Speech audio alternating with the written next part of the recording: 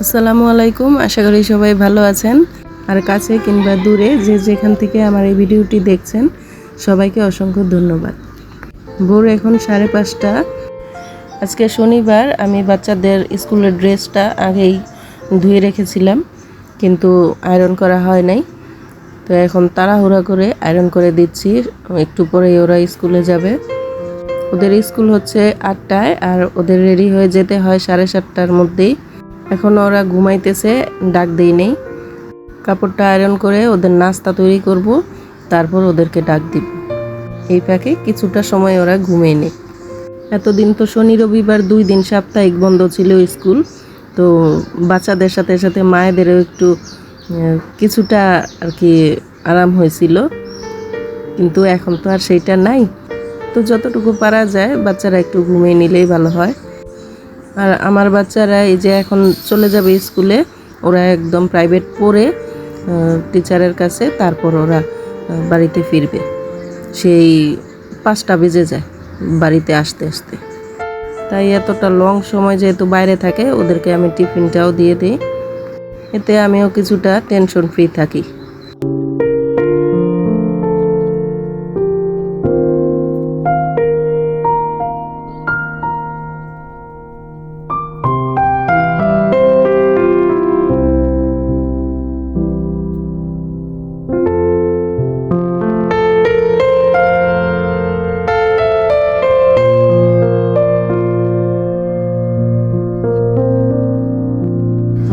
এই যে এখন আমার ড্রেস আয়রন করা হয়ে গেছে, চলে আসছি নাস্তা রেডি করতে।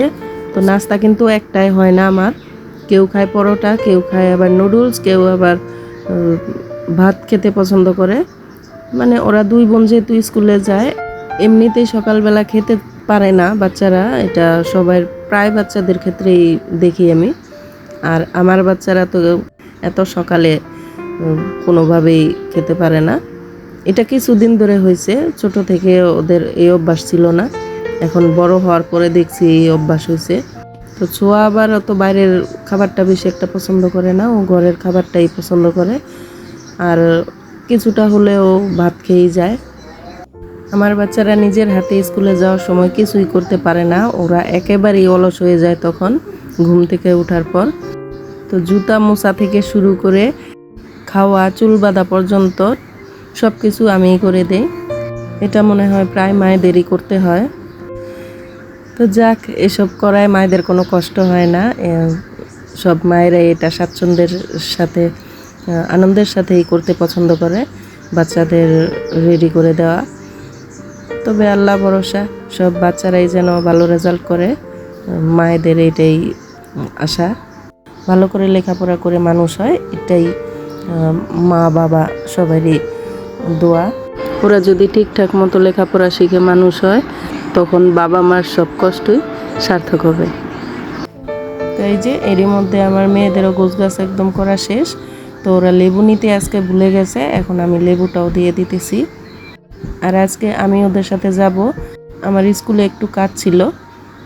সামনেই আবার আমার ভাগিনা আর ভাতিজা দাঁড়িয়ে আছে, ওরাও যায় সাথে। ওরা 4 ভাই বোন একসাথেই যায়, একই স্কুলে পড়ে। আজকে আবার কিছুটা মেঘলা মেঘলা আকাশ, কিছুক্ষণ পরপরই বৃষ্টি হইতেছে। তো সমস্যা নাই, স্কুলে যাওয়ার পর আর হয়তো বৃষ্টি নাও থাকতে পারে, আর ওরা তো বের হয় না, আর সমস্যাও হবে না।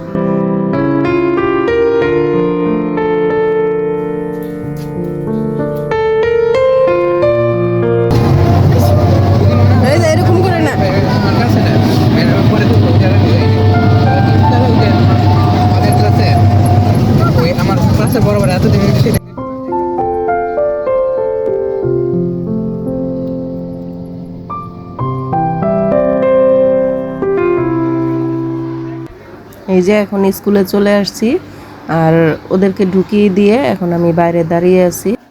আর বাচ্চারা একবার ভিতরে ঢুকে গেলে আর কারোই ভিতরে যাওয়া এলাও করে না ওনারা। এরই মধ্যে ওদের অ্যাসেম্বলি ক্লাসও শুরু হয়ে গেছে। তো এখন বাবুও দেখছে ওদের।